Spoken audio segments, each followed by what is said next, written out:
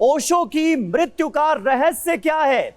ये वो बड़ा सवाल है जिसका जवाब हर कोई जानना चाहता है। स्वामी जी क्या कहेंगे? हर किसी के मन में सवाल, बड़ी बड़ी बातें होती हैं कि रोनाल्ड रीगन सरकार ने उन्हें जानबूझकर जेल में डलवाया और फिर पॉइजन देकर छोड़ दिया। कुछ लोग कहते हैं कि उन्हें आश्रम में ही स्लो पॉइजन दिया जा रहा था। क्या है रहस्य? पर्दा हटाना चाहेंगे कुछ? अमेरिकी सरकार पॉइजन दे रही थी, यह बात हाइपोथेटिकल है। हाइपोथेटिकल, ना तो इसको सिद्ध कर सकते ना ही इसको असिद्ध कर सकते, क्योंकि ऐसे पॉइजन होते हैं रेडिएशन पॉइजनिंग जिसका कोई ट्रेस आउट बाद में नहीं रह जाता। मान लीजिए 12 दिन ओशो जेल में रहे, वहां जिस गद्दे पर सुलाएगा हो सकता है उसके नीचे कोई इंस्ट्रूमेंट लगाओ जिससे रेडिएशन निकल रहा है, लेकिन उसका कोई ट्रेस आउट नहीं होगा, कोई केमिकल तो वो नहीं है कि आप बाद में डिटेक्ट कर लो। तो इसकी संभावना है कि शायद ऐसा हुआ हो, और इसके लिए इसका शक इसलिए पैदा होता है कि ओशो के दाहिने हाथ में, कंधे पर, गर्दन में और दाहिने तरफ के दांतों में प्रॉब्लम हुई कुछ महीनों बाद में। तो चूंकि वो हमेशा ही दाहिने करवट सोते थे, तो अनुमान लगाया गया कि शायद दाहिने तरफ नीचे से तकिए से रेडिएशन आ रहा था, इसलिए दाहिने तरफ के अंग खराब हो गए। ये अनुमान है, ना तो इसको कोई सिद्ध कर सकता ना इसको कोई असिद्ध कर सकता। दूसरी बात आपने पूछी ओशो की मृत्यु के बारे में कि आश्रम में जहर दिया गया। जी नहीं, यह बात बिल्कुल झूठ है। अच्छा। ओशो ने स्वयं 1969 में, अर्थात 21 साल पहले, मैं मृत्यु सिखाता हूँ नामक प्रवचन माला में यह बात बताई है कि मैं लगभग 60 साल ही जी पाऊंगा। वो जिस प्रकार के ध्यान प्रयोग कर रहे थे उससे उनकी उम्र कम हो गई है। उन्होंने कहा अगर मैं 70 साल जीता, अब 60 ही जी पाऊंगा, और यह बात लगभग सही निकली। 58 साल तक वो जिए। पतंजलि योग सूत्र पर बोलते हुए उन्होंने समझाया है कि एक बुद्ध पुरुष को अपनी मृत्यु के ठीक उतने दिन पहले पता चल जाता है कि मृत्यु का समय आ गया जितने दिन वह अपने माँ के गर्भ में रहा है। एवरेज गेस्टेशन पीरियड 280 दिन होता है, प्लस माइनस 5 डेज। ओशो के केस में यह 284 दिन था। और आप कैलकुलेट कर लें, 10 अप्रैल को जब उन्होंने आखिरी प्रवचन दिया और कहा कि इसके बाद अब मैं प्रवचन नहीं दे पाऊंगा, कोई जीवन ऊर्जा मुझे छोड़ के जाने लगी है।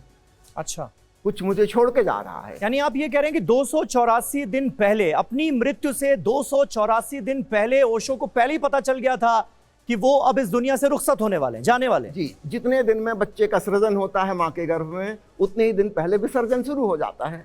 यानी तकरीबन 9 महीने पहले। 9.5 महीने कहेंगे। 9.5 महीने। 9 महीने इसलिए काउंट करते हैं, अधिकांश लोगों को पता नहीं है। एवरेज गेस्टेशन पीरियड 280 दिन होता है। ठीक है। 270 दिन में 9 महीने हुए, आधा महीना और। तो ओशो के केस में एग्जैक्टली 284 दिन है। 19 जनवरी को उन्होंने देह त्यागी। 10 अप्रैल को उनका अंतिम प्रवचन हुआ। जब वो प्रवचन से उठ के जा रहे थे, जो महिला ड्राइव कर रही थी उसने पूछा कि ओशो अचानक कुछ हुआ है अभी? ओशो ने कहा हुआ है, कोई चीज़ मुझे छोड़ के जाने लगी, जीवन ऊर्जा विकीर्णित हो रही है। और तब उन्होंने उसको बताया कि आज के बाद मैं बोल नहीं पाऊंगा। अच्छा, ठीक है, ये वाली घटना घटी। इसके बाद मुझको और मेरी धर्मपत्नी को लगभग 9 महीने पहले पता चल गया। विजन में हमको आने लगा कि ओशो जाने वाले हैं। और हम जिस गांव में रहते थे वहाँ पर एक स्टूडेंट था, वो भी ओशो का प्रेमी था। एक दिन आकर उसने रोते रोते कहा कि मैंने विजन देखा है कि ओशो चले गए। और क्या दृश्य उसने पूरा बताया। विजन देखा मतलब उन्होंने सपने में देखा? सपना नहीं कह सकते, क्योंकि वो इतना भावसिक्त था, रो रहा था। वो कह रहा था ये विजन है। अच्छा। सपना नहीं, साधारण सपना नहीं है। अच्छा। और सब लोग सफेद रंग के कपड़े पहने हैं जब ओशो विदा हो रहे हैं, उत्सव मना रहे हैं। मैंने कहा कि ये तो बात बिल्कुल ही फिट नहीं होती, क्योंकि सफेद रंग के कपड़े उनके फॉलोअर्स पहनते नहीं थे। ओशो ने तो मना कर दिया था। पहले गेरुआ रंग के पहनते थे, उसका मना कर दिया था। फिर कहा था जनरल सामान्य कपड़े पहनो जैसे सब लोग पहनते हैं, कोई अलग से तुम्हारी कोई पहचान ना बचे। तो उस समय तो हम लोग सामान्य कपड़े पहन रहे थे। माला भी बंद करवा दी थी उन्हें, माला भी नहीं पहनना है। अच्छा। और वो कह रहा था कि सब लोग सफेद कपड़े पहने हैं ओशो की मृत्यु के उत्सव में। ये उसने हमको समझी अप्रैल या मई 89 में हमको बताया। तो उसकी बात अविश्वसनीय लगी, सफेद कपड़े कहाँ से आएंगे। लेकिन फिर भी मुझको, मेरी पत्नी को, दोनों को भीतर से इंट्यूशन आ रहा था कि नौकरी छोड़ के चलो पूना वापस चलते हैं, ओशो का अंतिम समय आ गया। हम लोग वहाँ पहुँच गए। और चूंकि मैं किताब की एडिटिंग का काम कर रहा था, इसलिए मुझे पता चला कि इन 10 महीनों में ओशो ने जो किताबों के सब टाइटल बदले, उसमें बिल्कुल क्लियर है कि मैं छोड़ के जा रहा हूँ। उदाहरण के लिए किताब का नाम है सुन सको तो सुनो, थोड़ी देर और पुकारूंगा, फिर मैं चला जाऊंगा। अच्छा, कितना लंबा नाम। एक किताब का नाम है मिट्टी के दिए, उस आगे उन्होंने लिखा है पथ के प्रदीप, जला तो दिए हैं जलाए रखना। अच्छा। एक किताब का शीर्षक है क्रांति बीज, सब टाइटल है उसका मैं तो वो चला, तुम देखना कि बीज बीज ही ना रह जाए। 100% क्लियर कह रहे हो कि मतलब आप ये कह रहे हैं कि उन्हें खुद एहसास हो गया था कि वो इतने दिनों बाद इस दुनिया से जाने वाले हैं, और वो ये एहसास इन किताबों के जरिए, इन शीर्षकों के जरिए अपने फॉलोअर्स को भी करा रहे थे। लेकिन कोई फॉलोअर इसको समझ नहीं पाया। अच्छा। है ना, ये चूंकि मुझे ऑलरेडी पता है ये बात कि ओशो जाने वाले हैं, और मैं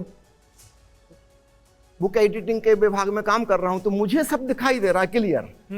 मैंने तो पूरा आर्टिकल तैयार कर लिया था, और 20 जनवरी सन 90 को वह आर्टिकल मैंने प्रेस रिलीज के रूप में रिलीज किया था। फिर हमारी पत्रिका में भी वही छपा था, जिसमें मैंने बताया कि देखो इस बीच में 10 महीने में जितनी किताबें छपी हैं सब में ओशो ने बता दिया है कि मैं जा रहा हूं। हाँ, स्पष्ट रूप से नहीं कहा, किसी को दुखी नहीं करना चाहते। उन्होंने अपनी दर्द पीड़ा कभी किसी से शेयर नहीं की। तो मृत्यु की बात बताएंगे तो लोग रोने धोने बैठ जाएंगे, ध्यान करना भूल जाएंगे। मृत्यु की वजह क्या रहेगी, इस बारे में भी कुछ उन्होंने बताया था क्या? ये 1969 में बता चुके हैं। मैं मृत्यु सिखाता हूं मैं कि जिस प्रकार के मैं प्रयोग कर रहा हूं आत्मा को शरीर से निकालने के, हाँ। उसमें आत्मा दोबारा फिर से रीएडजस्ट नहीं हो पाती जैसे कि पहले थी। वो एडजस्टमेंट जो नेचुरल था शरीर और आत्मा का, वो टूट जाता है, छिन्न भिन्न हो जाता है। तो मैंने अपने शाश्वत स्वरूप उस आत्मा को तो जान लिया, लेकिन इस शरीर के साथ जो मेरा कांटेक्ट था अब वो वैसा प्रगाढ़ नहीं है। अच्छा। और इसलिए मेरी उम्र घट गई। ठीक है ना। वो प्रयोग करने के थोड़े ही दिन बाद उनके छाती के बाल सफेद हो गए, सिर के बहुत बाल गिर गए, चांद निकल आई। उन्होंने कहा कि मेरी उम्र कम से कम 10-12 साल घट गई। अगर मैं 70 साल जीता तो अब 60 ही साल जी पाऊंगा। ठीक है ना। तो ओशो को ये बहुत पहले से पता है। ये आपने बहुत कहा जा सकता है रोचक, बहुत दिलचस्प और बहुत बड़ी जानकारी दी है उनकी मृत्यु को लेकर। वैसे भी कई तरह के सवाल होते रहते हैं। हमारे साथ कई आलोचक भी मौजूद हैं। जी, आप कुछ कहना चाह रहे थे? स्वामी जी, जैसा कि आपने इससे पहले कहा, कुछ देर पहले कहा, और जो कि भगवान महावीर और ओशो की विचारधारा में आता है कि इस सृष्टि के रचयिता, जैसा कि आपने कहा सृष्टा, उस रूप में ईश्वर नहीं है।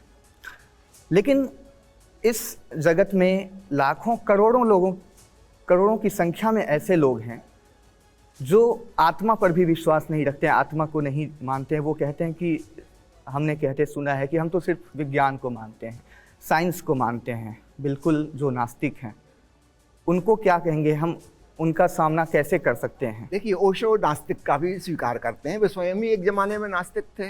वे कहते हैं कुछ भी मत मानो, तुम स्वयं जानो। न मानने की जरूरत क्या है, बिल्कुल वैज्ञानिक चिंतन मनन वाले तर्कशील संदेहपूर्ण व्यक्ति बनिए। आप स्वयं अनुसंधान कीजिए, जब परिणाम आएगा तब आपको पता चलेगा कि आत्मा है कि नहीं है। तो ओशो ये नहीं कहते कि आप आत्मा को मानो, वो अपना अनुभव बताए कि जब मेरी आत्मा निकल गई शरीर से तब क्या क्या हुआ। ये उन्होंने अपनी शेयरिंग की, वो आपसे नहीं कह रहे कि आप मानो।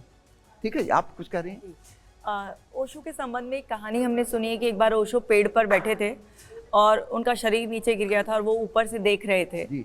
और सुबह कुछ औरतें आई और जब उनसे वो टकराई तो तब उनको ऐसा लगा कि वापस से वो अपने शरीर में पहुँचे हैं। ऐसे ही कुछ मिलती जुलती कहानी सदगुरु जग्गी वासुदेव ने भी सुनाई है कि वो एक पत्थर पर बैठे रहे और उनको कुछ टाइम बाद एनलाइटमेंट हुआ। तो क्या सारे गुरु एनलाइटमेंट की सेम ही कहानियाँ सुनाते हैं? ये कितनी सत्य है ओशो की कहानी? जी, देखिए, जिस जगह पर ये घटना घटी थी वह सागर विश्वविद्यालय के निकट एक पहाड़ी पर है। अब वो वृक्ष तो नहीं है, वृक्ष तो सूख गया, लेकिन अभी वहाँ के कलेक्टर ने वहाँ पर एक ओशो उपवन का निर्माण करवा रहे हैं। कोई 200 एकड़ जमीन में पूरे में बगीचा लगाया जा रहा है। वह ओशो उपवन एक पर्यटक क्षेत्र बनेगा और वहाँ पर एक शिलालेख लगा गया है। इस जगह पर ओशो को यह मृत्यु वाली घटना घटी थी। और आपने पूछा है कि अन्य लोगों को भी वैसी घटना घटेगी। नेचुरली घटना जब घटेगी तो कुछ तो समानता होगी। अभिव्यक्ति में भेद हो सकता है, अनुभूति तो वही की वही होगी। महर्षि रमण के बारे में लें, है ना, एक रात स्वामी को जी, इस अचानक पर विश्वास करना बहुत मुश्किल है कि कैसे कोई रात से देख रहा है अपना शरीर मृत और सुबह जाकर वापस उसकी आत्मा उसमें आ रही है। तो ये बड़ा सुनने में अजीब और विश्वास मैं आपको निमंत्रित करता हूँ, आप ओशो फ्रेग्रेंस आश्रम में आइए। साल में 2 बार हम इसका ध्यान प्रयोग वहाँ पर करवाते हैं। वो अमृत चैतन्य का अनुभव कैसे हो, इसकी विधि ओशो ने समझाई है। किसी को भी हो सकती है, सबको हो सकती है। यही बात अनुभव में आ सकती है किसी के भी? हाँ, सबके आ सकती है।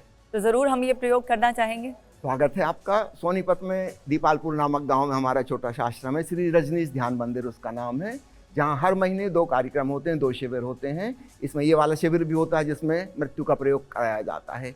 एक शिविर और होता है जिसमें महाजीवन अर्थात पिछले जन्मों की स्मृति, इसको PLR कहते हैं आधुनिक भाषा में। महावीर बुद्ध ने उसको कहा था जाति स्मरण, उसका प्रयोग भी करवाते हैं। पिछले जन्म की याद भी आ सकती है। जिनको रुचि हो तो यानी ओशो पिछले जन्म में विश्वास रखते थे और जी, विश्वास मनुष्य नहीं के रखते आगे भी कई जन्म हो सकते हैं, इसमें विश्वास रखते थे वो। जी मैं पुनः कहूंगा, विश्वास शब्द का उनके साथ प्रयोग मत करिए। ठीक वो है। जानते थे, है ना। ठीक है। जब हम सूरज को जानते हैं, क्या हम ये कहते हैं कि हम सूरज में विश्वास करते हैं? हाँ। कोई अंधा आदमी ही विश्वास करेगा, इसलिए सारे विश्वास अंधविश्वास होते हैं। आंख वाला तो सीधा सीधा जानता है। ओशो ने अपने पिछले जन्मों का वर्णन किया है। एक जन्म में वे तिब्बत में थे, एक जन्म में संत बोधि धर्म के साथ भारत से यात्रा करके चीन तक गए थे। एक जन्म में उन्होंने बताया कि 21 दिन का कोई अनुष्ठान कर रहे थे, बहुत बुजुर्ग अवस्था थी, लेकिन 18वें दिन उनकी हत्या कर दी गई। तो 3 दिन का अनुष्ठान पूरा रह गया था। 21 दिन का जो उपवास था, वह संकल्प उन्होंने इस जन्म में पूरा किया। जन्म के पश्चात 3 दिन तक उन्होंने अपनी माँ का दूध नहीं पिया। वो 21 दिन पूरे हो गए। तो उन्होंने पिछले जन्म की कई घटनाएं सुनाई हैं। यानी पूरी जिंदगी जो है वो रहस्यों से भरी हुई नजर आती है। एक आम इंसान तो इसे ऐसे ही देख सकता है,